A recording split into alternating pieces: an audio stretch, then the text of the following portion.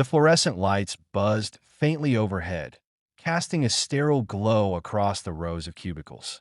I sat hunched over my desk, staring blankly at the spreadsheet in front of me. Numbers blurred together as my mind wandered to places it shouldn't, places I'd trained myself not to go during work hours. But today they crept back uninvited, like shadows stretching long under the late afternoon sun. IT wasn't that I hated my job. It was just comfortable, predictable, safe. The kind of safe where you could convince yourself you were happy because everything fit neatly into boxes. 9 to 5 routine, monthly paychecks, polite small talk with coworkers who didn't pry too deep. And then there was him, my boss, Daniel. He wasn't supposed to be part of those wandering thoughts. Not like this. Daniel was the epitome of straight-laced professionalism. Tall, broad-shouldered, with an easy smile that made people trust him instantly. His dark hair was always perfectly styled, his suits tailored to perfection. Everything about him screamed, in control. It was infuriating and intoxicating all at once. We'd worked together for 3 years now, and until recently, I'd managed to keep our interactions strictly professional. Or so I thought. That changed last week when he stopped by my desk after hours. Everyone else had already left, leaving us alone in the quiet hum of the office. I looked up from packing my bag, startled by his presence. "Hey," he said casually, leaning one arm against the partition of my cubicle. "Got a minute?" I nodded, trying not to notice how his tie hung slightly loose around his collar or how his sleeves were rolled up just enough to reveal strong forearms. "Sure. What's up?" He hesitated for a moment, his brow furrowing slightly as if debating whether to speak at all. Finally, he said, "I've been curious about something." "Curious? About what?" My stomach tightened, but I forced myself to stay calm. "Okay, it's personal," he added quickly, almost defensively. Then, softer, but also maybe not entirely unrelated to work. Now I was intrigued and nervous. Daniel wasn't the type to bring anything remotely personal into the office. Whatever this was, it mattered to him. Enough to break his own rules. "What is it?" I asked carefully, closing the distance between us by leaning forward slightly. He glanced around the empty office before meeting my gaze again. There was something raw in his eyes, something I couldn't quite place. Vulnerability? No, that wasn't Daniel. At least, not the Daniel I knew. "I heard through the grapevine," he began slowly, "that you're involved in the LGBTQ community outside of work." My heart skipped a beat. This wasn't what I'd expected. "Yeah," I replied cautiously. "Why do you ask?" He shifted uncomfortably, his usual confidence faltering. "I guess I'm just curious about what it's like, being out, living openly." The words hung in the air between us, heavy with unspoken meaning. For a man like Daniel, a man whose life seemed so meticulously curated, it felt like a crack in the facade. A glimpse of something real beneath the polished surface. "You mean being gay?" I clarified, though we both knew exactly what he meant. That he nodded, his jaw tightening ever so slightly. "Yeah, that." I leaned back in my chair, studying him. Was this some sort of test? A way to gauge how much I trusted him? Or is he genuinely interested? Either way, I decided to tread lightly. "It's complicated," I said finally. "There are good days and bad ones. Days when it feels freeing and others when it feels like you're carrying this weight no one else can see. But mostly it's just life. You learn to navigate it." He listened intently, his expression unreadable. When I finished, he let out a slow breath. "Thanks for sharing that. I appreciate it." And just like that, he straightened up, gave me a brief nod, and walked away, leaving me more confused than ever. Over the next few days, Daniel's behavior shifted subtly. He started lingering near my desk more often, asking questions that skirted the edges of appropriateness without crossing any lines. At first, I chalked it up to curiosity. After all, he'd admitted as much, but soon I began to notice other things. The way his hand brushed mine when he handed me a file. The way his laughter lingered just a second longer than necessary during casual conversations.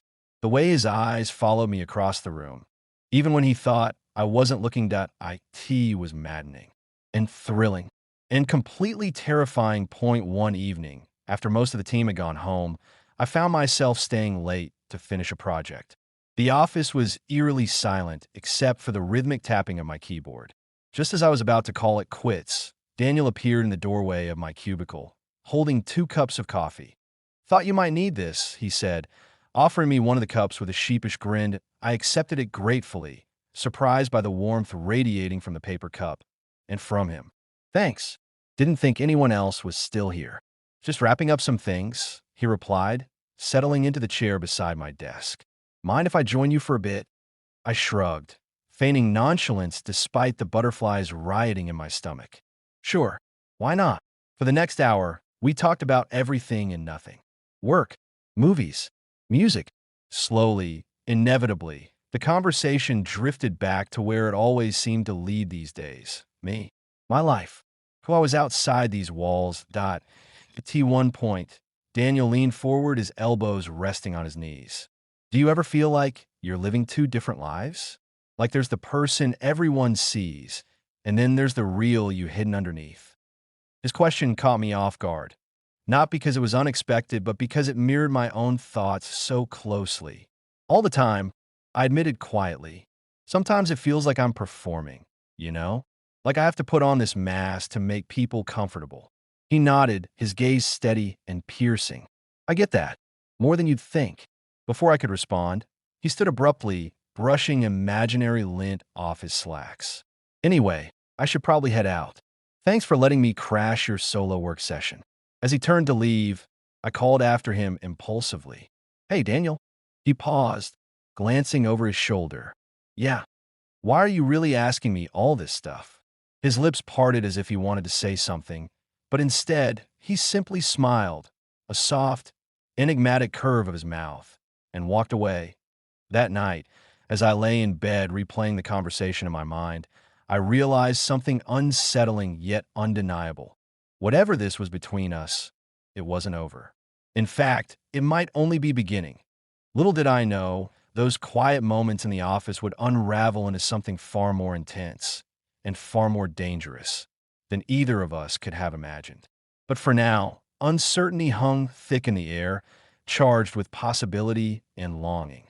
The next morning, I arrived at the office early, hoping to avoid any further encounters with Daniel. My mind was still tangled from our conversation the night before, and I wasn't ready to face him again. Not yet. But as fate would have it, he was already there when I stepped off the elevator, standing by the coffee machine in the break room. His tie was perfectly knotted today, his suit crisp and immaculate, but there was something different about him, a subtle tension in the way he held himself, like he was bracing for impact. "Morning," he said as I entered, his voice steady but tinged with an edge I couldn't quite place. I nodded, grabbing a mug from the counter. "Morning." For a moment, neither of us spoke. The hum of the coffee maker filled the silence between us, punctuated only by the occasional clink of porcelain against metal. It felt strange, unnatural, to share this quiet space with him after everything that had transpired. And yet, it also felt intimate, like we were suspended in some liminal bubble where the rest of the world didn't exist. Finally, he broke the silence. "Listen, about last night, my stomach flipped." "Yeah." He hesitated, his fingers tightening around the handle of his mug. "I don't want you to think I'm prying or overstepping. I just needed to ask those questions. For myself." His words caught me off guard. There was no pretense in his tone, no attempt to mask what he was saying behind layers of professionalism. This was raw, unfiltered Daniel, and it made my chest tighten in ways I didn't fully understand. "I get it," I replied carefully, though I wasn't sure I did. "Not really. But why now? Why me?" He looked away, his jaw working as if he were wrestling with how much to reveal. When he finally met my gaze again, there was a vulnerability in his eyes that I'd never seen before. "Because you're honest. About who you are." And he trailed off, shaking his head slightly. "I guess I'm trying to figure out if I can be too." The air seemed to still around us, heavy with unspoken implications. My heart pounded in my ears, each beat echoing louder than the last. Was he saying what I thought he was saying? Or was I reading too much into his words, projecting my own desires onto him? Before I could respond, the sound of footsteps approaching snapped us both back to reality. We exchanged a quick glance, his guarded, mine uncertain, and then went our separate ways, retreating into the safety of routine. That afternoon, I found myself replaying the conversation over and over in my head. What did it mean? Was Daniel questioning his sexuality? Or was he simply curious, driven by some abstract fascination with a life he didn't fully understand? Either way, it left me unsettled, and more than a little intrigued. It wasn't until later that week, during a company retreat, that things took an unexpected turn. The event was held at a sprawling resort nestled deep in the mountains, its glass walls offering panoramic views of snow-capped peaks and dense evergreen forests. While most of my coworkers spent their free time skiing or lounging by the indoor pool, I opted for a solitary hike along one of the marked trails, seeking solace in the crisp mountain air. About halfway up the path, I heard the crunch of boots on gravel behind me. Turning, I saw Daniel approaching, his breath visible in puffs of white vapor as he caught up to me. "Mind if I join you?" he asked, his cheeks flushed from the cold that I shrugged, trying to hide my surprise and the flutter of anticipation that stirred in my chest. "Sure, knock yourself out." We walked in companionable silence for a while, the only sounds the rhythmic crunch of our boots and the distant rustle of pine needles swaying in the breeze. The trail wound upward through the trees, sunlight filtering through the branches in golden shafts that danced across the ground. It was peaceful here, removed from the chaos of the office and the weight of expectations. After a few minutes, Daniel spoke. "You come out here often?" "Not really," I admitted. "Just needed some space, you know. Clear my head." He nodded, his expression thoughtful. "Yeah, me too." Something in his tone made me glance at him sideways. "You okay?" He hesitated, his hands shoved deep into the pockets of his coat. "Honestly? No, not really." The admission startled me. Daniel was always so composed, so self-assured. Seeing him falter, even slightly, was jarring. "What's going on?" I asked gently. He sighed, kicking a loose stone on the path. "It's stupid. You'll probably think I'm crazy. Try me." For a long moment, he didn't say anything. Then, in a rush of words, he blurted out, "I kissed someone last weekend." My breath hitched. "Okay." And it wasn't my wife. The confession hit me like a punch to the gut. My mind raced, trying to process what he'd just said. Daniel was married. To a woman. A fact I'd known since the day I met him. And now, here he was telling me, of all people, that he'd crossed a line he'd likely spent years convincing himself he'd never even consider crossing. "Who was it?" I managed to ask, my voice barely above a whisper. He shook his head, avoiding my gaze. "Doesn't matter. What matters is it happened." And it scared the hell out of me. I stopped walking, turning to face him fully. "Why are you telling me this?" His eyes met mine, searching for something, understanding, maybe, or absolution. "Because I trust you, and because I don't know who else to talk to." There was again that unguarded honesty that made him seem so achingly human, so unlike the polished executive everyone else saw. In that moment, I realized how lonely he must feel, carrying this secret inside him with no one to share it with. "Do you regret it?" I asked softly. He looked away, his jaw tightening. "No, that's the problem." The weight of his words settled over us like a heavy blanket, suffocating and undeniable. Whatever this thing was between us, this fragile, tenuous connection, it had shifted irrevocably. There was no going back now. As we continued up the trail, the conversation turned lighter, though the tension lingered beneath the surface. We talked about work, about hobbies, about anything that might distract us from the elephant in the room. By the time we reached the summit, the sun was beginning to set, painting the sky in hues of orange and pink. The view was breathtaking, but it was the man standing beside me who truly stole my breath away. "You know," Daniel said quietly, his gaze fixed on the horizon, "I used to think I had everything figured out. My career, my marriage, my life. But lately," he paused, swallowing hard. "Lately, I'm not so sure anymore." I wanted to tell him it would be okay, that he'd find his way eventually. But I couldn't make promises I wasn't sure I believed myself. Instead, I simply stood there, letting the silence stretch between us, offering what little comfort I could without words. When we finally descended back to the resort, The mood had shifted once more. There was a new understanding between us, fragile and tentative, but undeniably real. As we parted ways at the entrance, Daniel hesitated, his hand brushing mine briefly before pulling away. "Thanks for listening," he murmured, his voice low enough that only I could hear. I needed that. And then he was gone, disappearing into the crowd of colleagues milling about the lobby. But his touch lingered on my skin, a phantom reminder of the bond we'd forged in the solitude of the mountains. Back in my room that night, I stared at the ceiling, replaying every word, every glance, every fleeting moment of connection. Whatever this was between us, it wasn't going away anytime soon.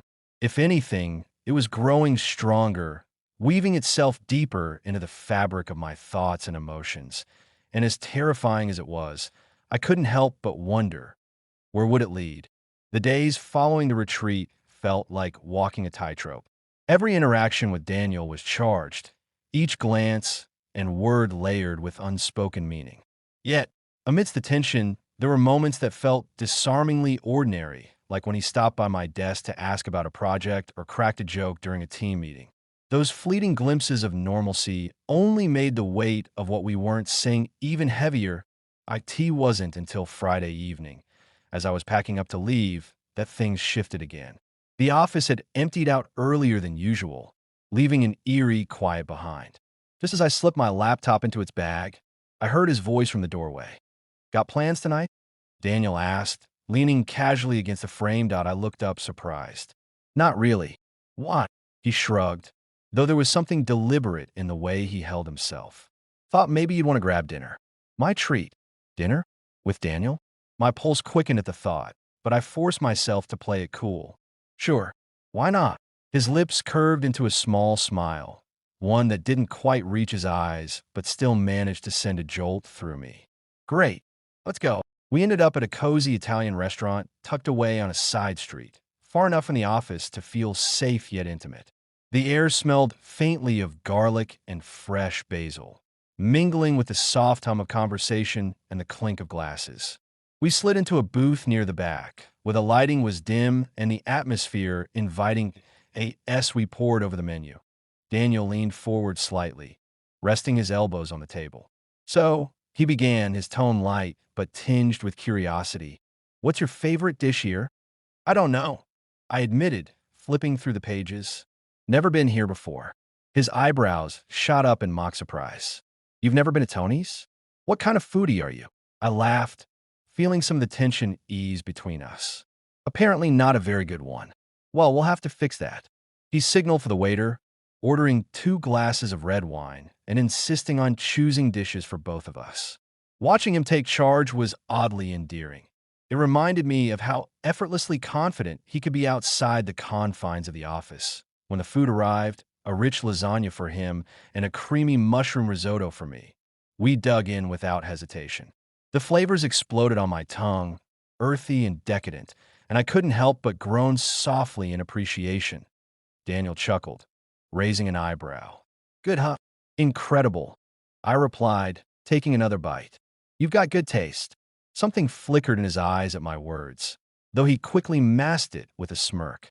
"Glad you approve." As the meal progressed, our conversation flowed more easily than I expected. We talked about everything: our favorite books, childhood memories, even embarrassing moments from high school. There was a lightness to the exchange, a playful banter that made me forget, if only for a moment, the complexities lurking beneath the surface. But then, inevitably, the mood shifted. Daniel set down his fork, his expression turning serious. "Can I ask you something?" My stomach tightened. "Of course." "What's it like, being with someone who understands you completely? Someone who gets all of it, the good, the bad, the messy parts?" The question caught me off guard, though perhaps it shouldn't have. It was clear now that this dinner wasn't just about food or casual conversation. This was Daniel grappling with his own fears, his own desires, using me as a mirror to reflect what he wanted but couldn't fully articulate. I hesitated, searching for the right words. "It's freeing. Scary sometimes because you're letting someone see you at your most vulnerable, but also beautiful, like coming home after a long journey." He nodded slowly, his gaze distant. Sounds nice. For a while, neither of us spoke. The silence stretched between us, thick with unspoken longing and uncertainty. Finally, he broke it with a soft laugh. Sorry, didn't mean to get so heavy. It's okay, I assured him, reaching across the table to brush my fingers lightly against his wrist. The contact was brief, almost accidental, but it sent a shiver down my spine. His skin was warm beneath mine, and for a split second I wondered what it would feel like to hold his hand, to let myself lean into the connection simmering just below the surface. Instead, I pulled away, clearing my throat. You can talk to me anytime, you know that, right? His smile returned, softer this time, tinged with gratitude. Yeah, thanks. Later that night, as we walked back to our cars, the city streets were alive with energy. Neon lights reflected off puddles left by an earlier rainstorm, and the air carried the faint scent of damp pavement and car exhaust. Despite the urban chaos around us, the space between Daniel and me felt insulated, private. You know, he said suddenly, breaking the comfortable silence, I used to think happiness was this big, flashy thing. A promotion, a new house, stuff like that. But lately, he trailed off, shaking his head slightly. Lately, I'm starting to realize it's the little things. Like tonight, good food, good company.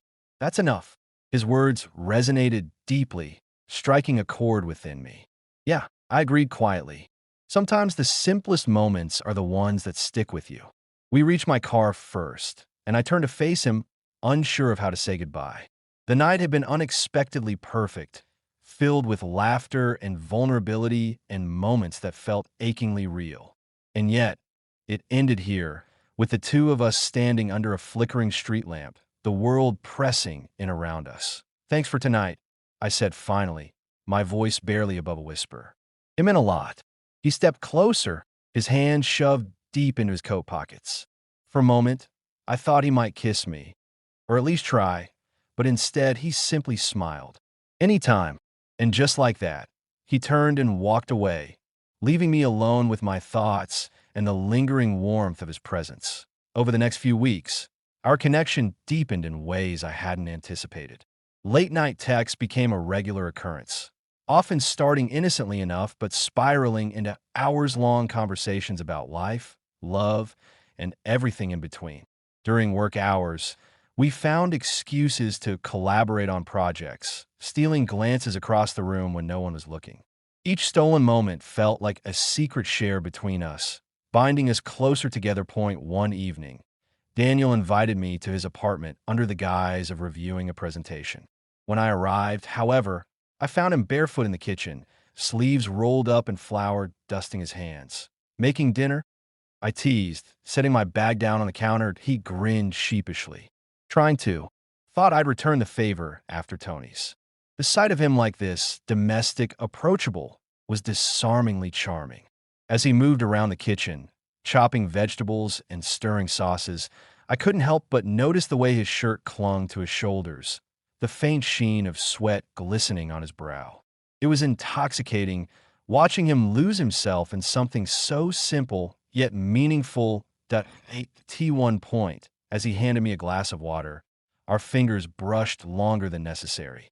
Neither of us pulled away immediately, and for a heartbeat, the world seemed to stop. His gaze locked onto mine, dark and intense, and I felt the pull between us like a physical force. You should probably let go, I murmured, though I didn't move. Probably, he echoed, his voice rough with emotion. But he didn't release my hand.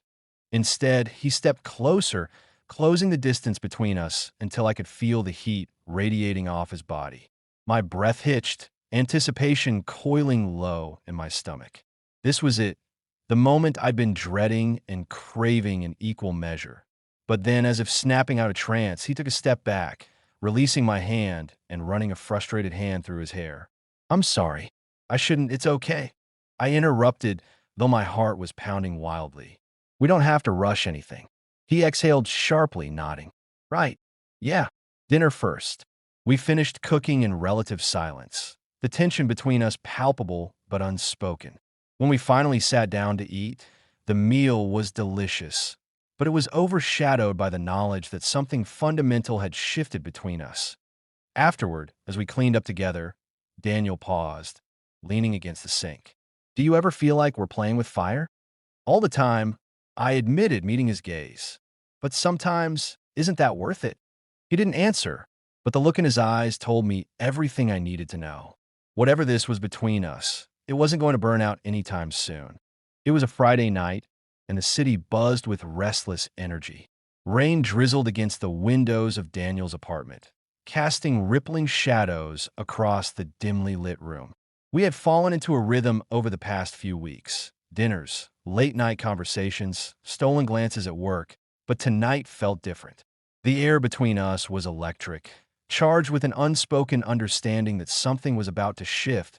We were sitting on his couch, ostensibly watching a movie, but neither of us was paying much attention.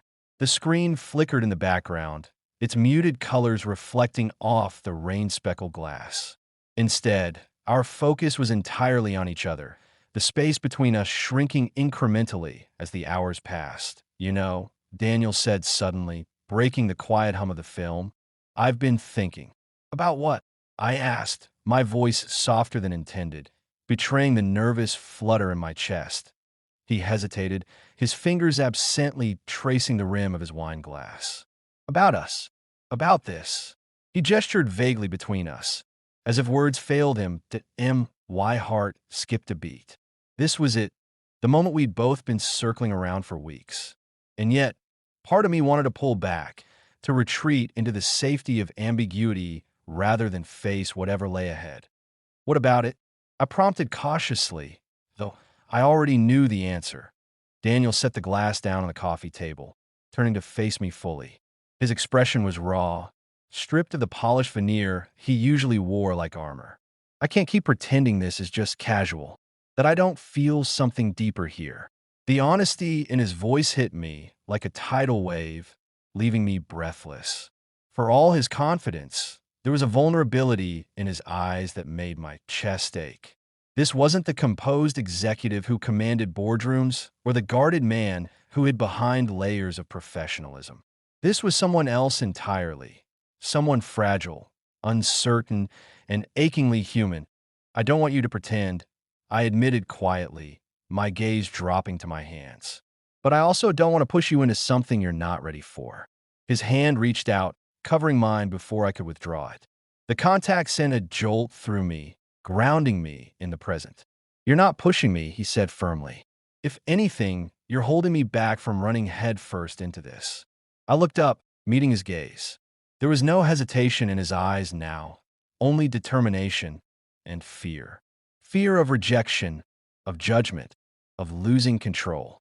But beneath it all, there was desire, a hunger that mirrored my own. Before I could respond, he leaned closer, his free hand brushing against my cheek.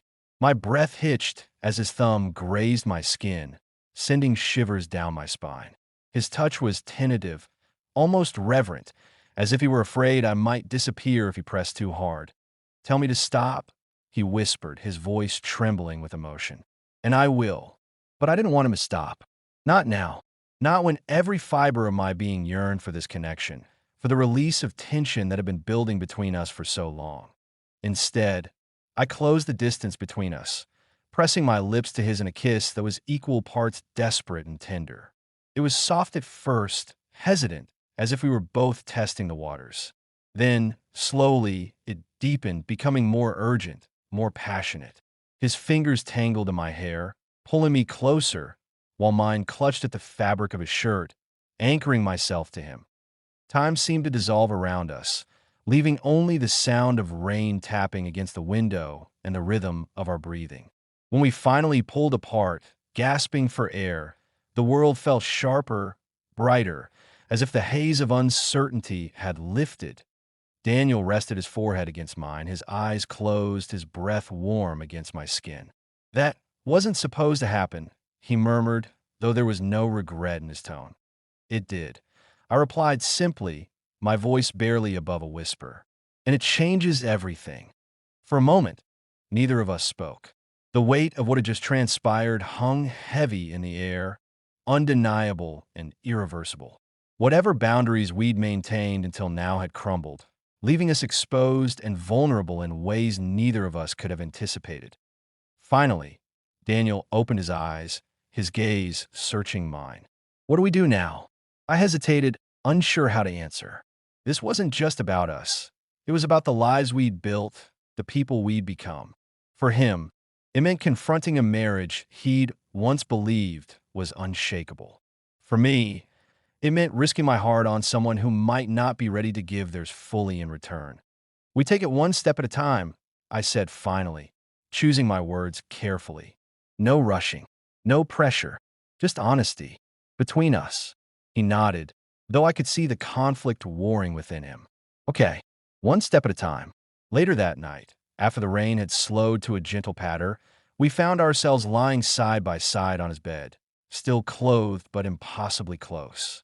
His arm was draped loosely over my waist, his breathing steady and even. In the faint glow of the bedside lamp, I studied his profile, the sharp line of his jaw, the curve of his lips, the faint stubble shadowing his chin. "What are you thinking?" he asked softly, his voice drowsy but tinged with curiosity. That I smiled, tracing idle patterns on his forearm. "That I never thought I'd end up here. With you." He chuckled, the sound low and rumbling in his chest. "Me neither, but I'm glad I did." His words filled me with a warmth that spread from my chest to the tips of my fingers and toes. For the first time in what felt like forever, I allowed myself to believe that maybe, just maybe, this could work. That we could navigate the complexities of our lives together, one fragile step at a time. That as sleep began to claim us, Daniel tightened his hold on me slightly, pulling me closer. "Thank you," he murmured, his voice barely audible over the sound of the rain. "For letting me be honest. For letting me feel." "You don't have to thank me," I whispered back, closing my eyes. "Just promise me one thing. Anything. That you'll keep being honest. With me. With yourself." He was silent for a long moment, and I wondered if I'd pushed too far. But then, softly, he replied, "I promise." And in that moment, surrounded by the quiet intimacy of the night, I believed him. The morning after was quiet, almost too quiet. Sunlight filtered through the blinds, casting long golden stripes across Daniel's bedroom floor. I lay there for a while, listening to the sound of his steady breathing beside me, trying to reconcile the man sleeping peacefully with the whirlwind of emotions that churned inside me. Last night had been everything I'd wanted and more, tender, passionate, real. But now, in the cold light of day, reality began to creep in. Daniel stirred eventually, his eyes fluttering open as he blinked against the brightness. For a moment, we simply stared at each other, neither of us speaking. The weight of what we'd done hung heavy between us, unspoken but undeniable. "Morning," he said finally, his voice rough with sleep. "Morning," I echoed, forcing a smile that didn't quite reach my eyes. He propped himself up on one elbow, studying me intently. "You okay?" I hesitated, unsure how to answer. Was I okay? Physically, yes. Emotionally, not so much. "I don't know," I admitted quietly. "This is complicated." His expression softened, though there was a flicker of guilt in his eyes. "I know, and I'm sorry if I made things harder for you." "It's not just about last night," I said, sitting up and pulling the sheet tighter around me. "It's everything. Your marriage, work, what happens next." He sighed, running a hand through his disheveled hair. "I've been thinking about that too. About all of it." And I pressed, my heart pounding in anticipation. "I need to tell her," he said firmly, though his voice wavered slightly. "Sarah deserves the truth. She always has." Relief washed over me, followed quickly by dread. While I admired his resolve, I knew this wouldn't be easy for either of them. Sarah wasn't just his wife. She was a person with hopes, dreams, and feelings of her own. Breaking her heart would devastate her. And no matter how much I cared about Daniel, I couldn't ignore the pain his honesty might cause. "When are you going to do it?" I asked cautiously. "Soon," he replied, his gaze dropping to his hands. "But not today. I need time to figure out how to say it without making things worse." I nodded, understanding the complexity of the situation. Rushing into a conversation like this could backfire spectacularly, leaving both parties hurt and resentful. Still, The uncertainty gnawed at me. How long would soon take? Days? Weeks? Months? And what happened to us in the meantime? By Monday morning, the tension between us was palpable. At work, we maintained a professional distance, avoiding eye contact and keeping conversations strictly business related. It was excruciating knowing that the man I'd spent the weekend falling for was just a few feet away, yet completely untouchable. To make matters worse, rumors began circulating around the office. Someone had seen us leaving the same restaurant late Friday night, and suddenly, everyone seemed to have an opinion about our relationship. Whispers followed me wherever I went, their sharp edges cutting deeper with each passing day. You and Daniel, huh? My coworker Rachel teased during lunch, her tone playful but probing. Didn't realize you two were so close. We're not. I lied, forcing a laugh that sounded hollow even to my own ears. Just working on a project together. She raised an eyebrow, clearly unconvinced. Right. Sure. Whatever you say. Her skepticism stung, but it was nothing compared to the knot of anxiety twisting in my stomach. If people suspected something now, what would happen when Daniel finally told Sarah? Would they turn on him? On me? The thought of being ostracized, or worse, labeled as the other man, made my skin crawl. That evening, I texted Daniel, needing reassurance more than anything else. Are you okay? I typed, hitting send before I could second-guess myself. His response came a few minutes later. Not really. Can we talk? We met at a small park near his apartment, tucked away from prying eyes. The air was crisp, carrying the faint scent of autumn leaves and damp earth. As I approached, I found him sitting on a bench, his head bowed and shoulders slumped. You look exhausted, I observed, taking a seat beside him. I feel exhausted, he admitted, rubbing his temples. I haven't slept since Saturday. Every time I close my eyes, I see her face. Sarah's? He nodded, his jaw tightening. Yeah, and yours. Both of you haunting me, reminding me of what I've done. Guilt surged within me, though I knew logically that this wasn't entirely my fault. Do you regret it? No, he exclaimed, turning to face me. God, no. I don't regret being with you. But I hate that it came at such a cost. I've hurt someone I care about deeply. His words struck a chord within me, echoing the doubts I'd been wrestling with myself. What are you going to do? I don't know, he confessed, his voice breaking slightly. I want to fix this, to make things right, but I don't even know where to start. For a long moment, neither of us spoke. The silence stretched between us, heavy with unspoken fears and uncertainties. Finally, I reached out, placing a hand on his knee. Whatever you decide, I'll support you. Just don't shut me out, okay? He covered my hand with his, squeezing gently. I won't. I promise. Over the next week, Daniel began distancing himself. Not just from me, but from everyone. He canceled meetings, avoided social gatherings, and spent most of his time holed up in his office with the door closed. It was clear he was struggling, torn between his loyalty to Sarah and his growing feelings for me. One afternoon, I stopped by his office under the pretense of delivering a report. When I knocked, he called for me to enter, his voice weary and distant. You look like hell, I said bluntly. Closing the door behind me, he managed a weak smile, leaning back in his chair. Thanks. Always good to hear. I crossed the room, perching on the edge of his desk. Seriously, though, you can't keep doing this to yourself. You're going to burn out. I know, he muttered, pinching the bridge of his nose. But every time I try to think about telling Sarah, I freeze. What if she hates me? What if she never forgives me? Then you deal with it, I said firmly, though my heart ached for him. Because lying to her isn't fair. To either of you. He looked up, his eyes searching mine. And what about us? What happens if she doesn't understand? If she fights for me? The question caught me off guard, though perhaps it shouldn't have. Deep down, I'd known this possibility existed, that Daniel might choose her over me. But hearing it aloud sent a pang of fear slicing through my chest. I don't know, I admitted softly. But I trust you to do the right thing. For everyone involved. His expression softened, gratitude mingling with sorrow. Thank you for believing in me, even when I don't believe in myself. Before I could respond, his phone buzzed on the desk, interrupting the moment.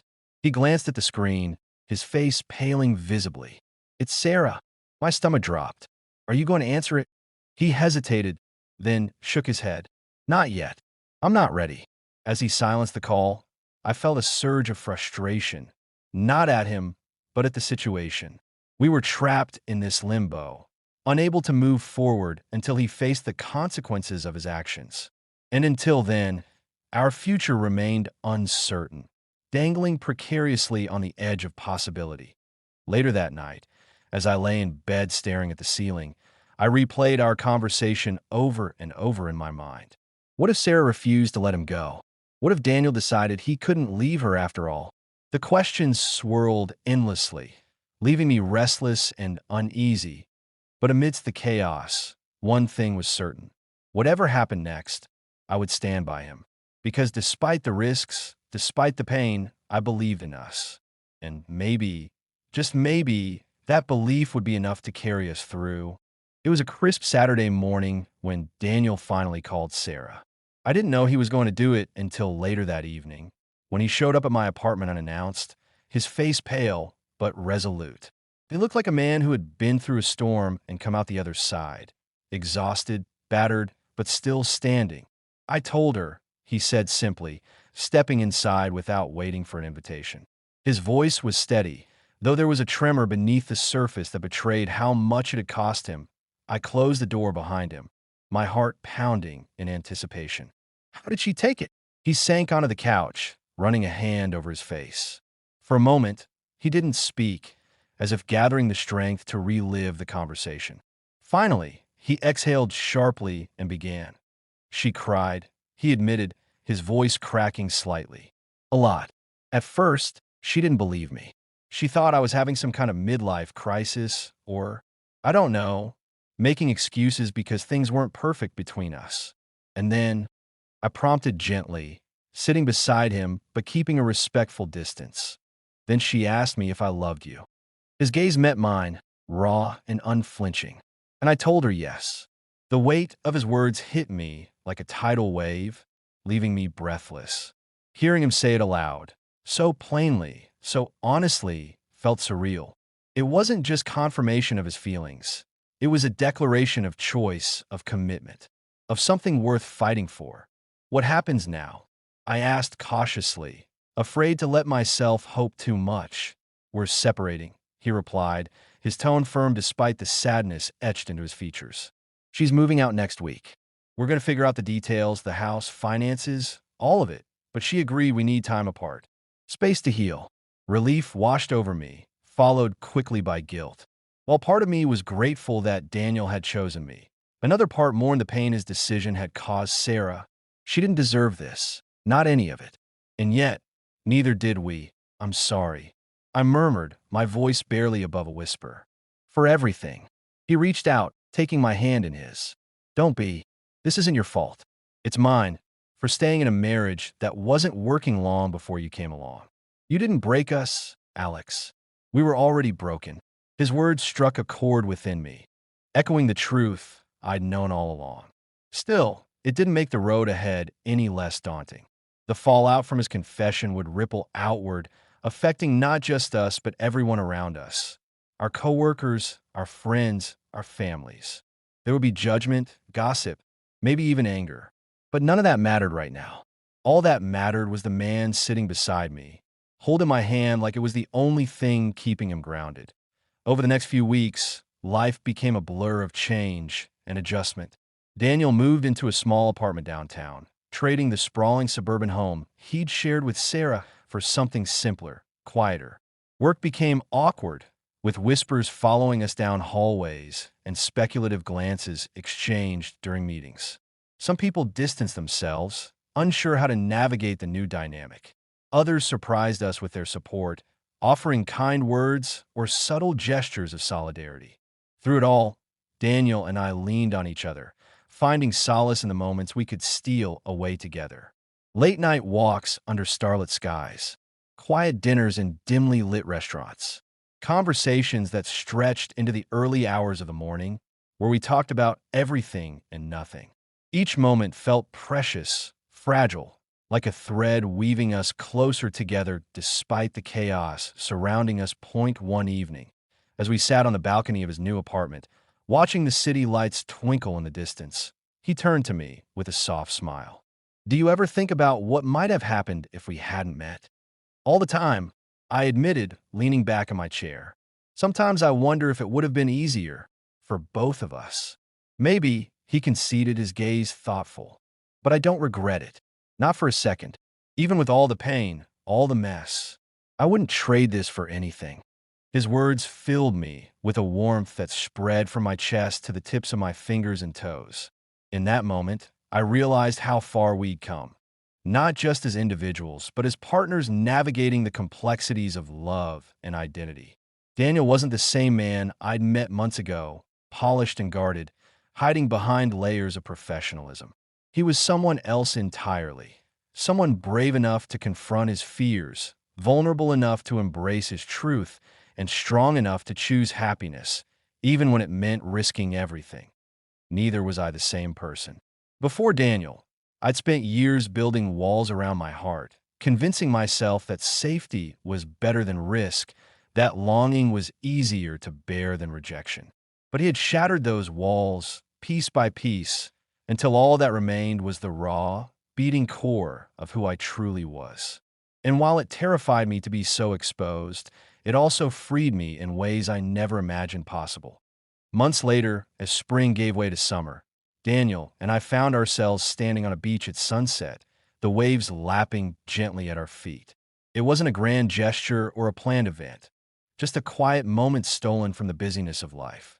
As the sky blazed with hues of orange and pink, he slipped his hand into mine, his touch warm and familiar. You know, he said softly, his voice carrying on the breeze, I used to think love was supposed to be easy, that if it was real, it wouldn't hurt. And now, I asked, tilting my head to look at him. Now I know it's the opposite, he replied, his eyes meeting mine. Real love is messy, complicated. Sometimes it breaks you before it builds you back up again. But it's worth it. Every single second. Tears pricked at the corners of my eyes, though I blinked them away quickly. You sound like a poet. He laughed, the sound low and rumbling in his chest. Nah, just a guy who finally figured out what matters. As we stood there, hand in hand, watching the sun dip below the horizon, I felt a profound sense of peace settle over me. Love hadn't fixed everything. It hadn't erased the scars or silenced the doubts, but had given us something far more valuable. The courage to face them together.